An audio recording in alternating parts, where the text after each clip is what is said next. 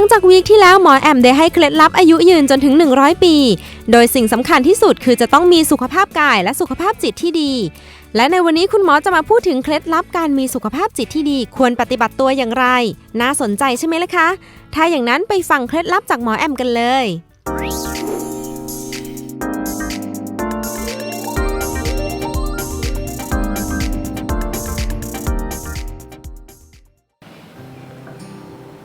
สวัสดีครับ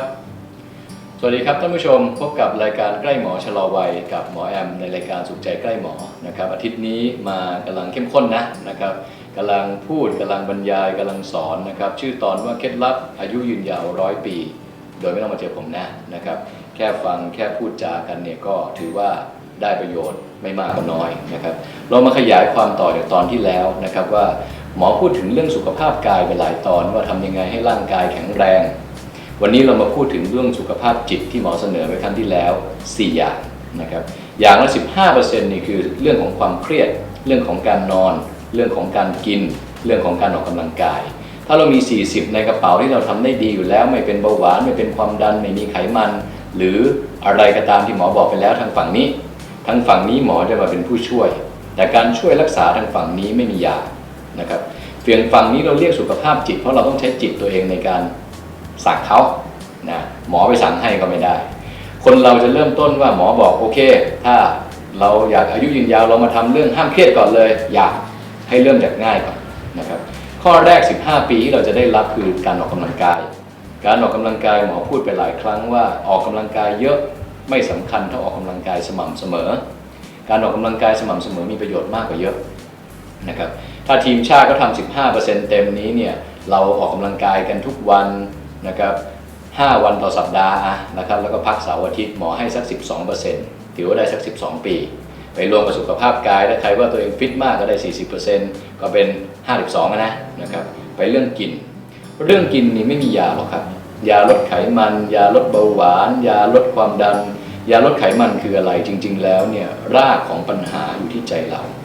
คนหลายคนเนี่ยแม้กระทั่งในเมืองนอกเมืองนาเนี่ยเรากินโต๊ะจีนเรากินไม่ดีเรากินมันเรากินขาหมูเรากินของทอด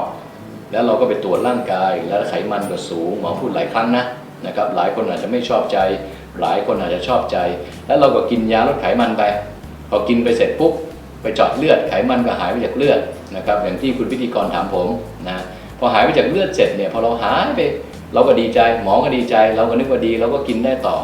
ถามว่าโดยหลักธรรมชาติเป็นไปได้ไหมเป็นไปไม่ได้นะการกินยาลดไขมันส่วนใหญ่เนี่ยไขมันก็ซ่อนจากเลือดไปอยู่ในตับเดี๋ยวก็มาต่อตอนต่อไปคือไขมันพอกตับอีกและไขมันพอกตับไปกินไล่มันอีกก็ไล่ไปอยู่ที่อื่นอีกหลักการต้นเหตุของปัญหาเนี่ยถ้าพูดแบบพุทธศาสนาคือรากของปัญหาต้องแก้ที่นั่นคือการกินงั้นถ้าตัวอย่างข้อที่2นี่คือถ้าเรากินดีตามที่หมอบอกคือไม่ต้องอดอาหารกินดีทุกมื้อเช้ากินเยอะได้กินอย่างราชากินแป้งกินผลไม้กลางวันกินแบบปกติมื้อเย็นไม่กินแป้งแต่กินโปรตีนแต่กินผักแต่กินสลัดแต่กินจิ้มจุ่มกินอะไรสุกี้กินได้หมดแต่อย่าไปใส่แป้งเยอะนะครับทำได้อย่างนี้เนี่ยถ้าน้ำตาลคุณดีขึ้นไขมันคุณดีขึ้นโดยที่ไม่มียารับไปเลย 15% เท่ากับกี่ปี15 ปีนะ2อย่างนี้ได้ใส่กระเป๋าไว้30 ปีคนส่วนใหญ่ทำมาถึงขั้นนี้แล้วก็จบนี่คือสาเหตุทำไมมนุษย์ปุถุชนธรรมดาอยู่กันได้ 60-70 ปีเพราะขาด2 อย่างนี้คือ1การนอนนะครับการนอนเนี่ยหมอทดลองเรื่องการนอนมาหลายอย่างไม่ว่าจะเป็นยานอนหลับยาแก้เครียดยาอะไรก็ตามแต่ไม่มีหลับพวกนี้กินเสร็จก็ดีคือหลับแต่วันไหนทุกข์ก็เป็นอีกเลิกยาก็ไม่ได้ติดด้วยแล้วเวลาให้คนไข้เลิกยานอนหลับนี่ทำยากเพราะเรื่องนอนขึ้นอยู่กับจิตนะสำคัญที่สุดคือข้อนี้นะครับผู้ชมทางบ้านฝั่งนี้ข้อนี้เรียกความเครียดเมื่อไหร่เครียดมากคิดเยอะเครียดพ่อเครียดเรื่องแม่เครียดเรื่องลูกก็นอนไม่หลับ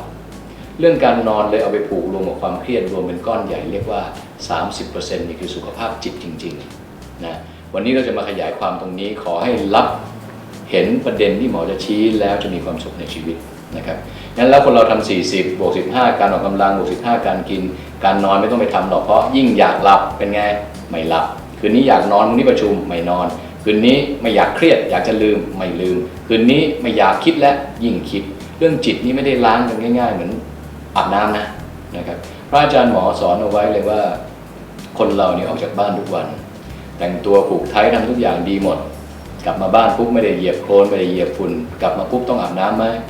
ต้องอาบน้ำนะครับเพราะว่าเราสกปรกโดยบังเอิญโดยไม่ได้ตั้งใจแต่มีกี่ครั้งที่เรากลับมาบ้านแล้วเนี่ยเราได้ล้างจิตบ้างการล้างจิตนี่ไม่ใช่เหมือนการอาบน้ำเอาสมองมาล้างไม่ได้นะครับเปรียบเทียบให้ง่ายๆเหมือน iPhone โทรศัพท์ซื้อมาใหม่ก็เร็วดีใช่ไหม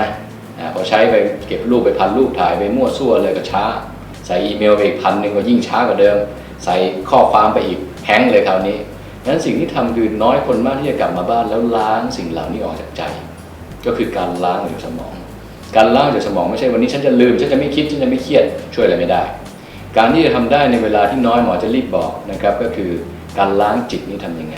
การล้างจิตยากกว่าการล้างร่างกายตรงที่การล้างจิตถ้าเราเป็นคนพุทธหรือเป็นคนคริสต์หรืออิสลามทำได้เหมือนกันนะไม่ได้แปลว่าเราต้องเป็นคนพุทธอยู่ในเมืองไทยนะครับนี่เขาเรียกการล้างจิตก็คือการไม่คิดไม่ใช่บอกว่าไม่คิดแล้วก็เลิกก็คือการหลับตาแล้วเราลองคิดซิว่าสมองคนเราเนี่ยก็วิจัยว่ามันไวกว่าเสียงไวกว่าแสงพอเราหลับตา5 นาทีถ้าเรามีเรื่องมาอยู่ในหัวเกิน5 เรื่อง10 เรื่อง20 เรื่องนี่ก็เรียกฟุ้งแล้วเราก็ลองหลับตาลืมปิดแก๊สนับ1ลูกกลับบ้านยังนับ2ทำไมสามีไม่กลับนับ3เดี๋ยวฉันจะไปโบ๊ะหน้าทาครีมนับ4พอคิดไปหลับตาเนี่ยคิดได้เป็น100 เรื่องเลยการนั่งสมาธิหรือการฝึกจิตคือการหลับตาขออย่างเดียวนะครับครึ่งชั่วโมงก่อนนอนทุกวันเอาแค่นี้เพราะฉะนั้นแล้วเนี่ยใน 30% หรือเรื่องของสุขภาพจิตเนี่ยสงสัยจะต้องมีแถมตอนที่3เนาะนะครับกะว่าจะพูดตอนเดียวนะแต่พอพูดเรื่องยากเนี่ยต้องใช้เวลาหน่อยนะครับเพราะฉะนั้นแล้วเนี่ยขอขอบคุณทุกคนที่ติดตามนะครับว่ามิตรรักแฟนเพลงทั้งหลายเนี่ยในรายการนี้เนี่ยเราจะแบ่งออกเป็นหลายส่วนนะครับตอนต่อไปหมอจะยังพูดต่อในหัวข้อเดิมนะครับคือเคล็ดลับอายุยืนยาว100 ปีโดยที่ฟังอย่างเดียวนี่แหละนะแล้วลองไปใช้กันดูถึง100เมื่อไหร่มาบอกนะครับหมอจะมีรางวัลให้นะเพราะฉะนั้นแล้ววันนี้ขอจบอาทิตย์นี้ไปก่อนนะครับแล้วเราจะตามมาด้วยอาทิตย์หน้าว่าการขยายความ 30% ของเรื่องสุขภาพจิตจริงๆเนี่ยเพื่อยืดอายุยืนยาวมากขึ้นเนี่ยหมอจะมาขยายความตรงนี้ว่าอย่างไรบ้างนะครับอาทิตย์นี้ลาไปก่อนแล้วเจอกันใหม่อาทิตย์หน้าสวัสดีครับ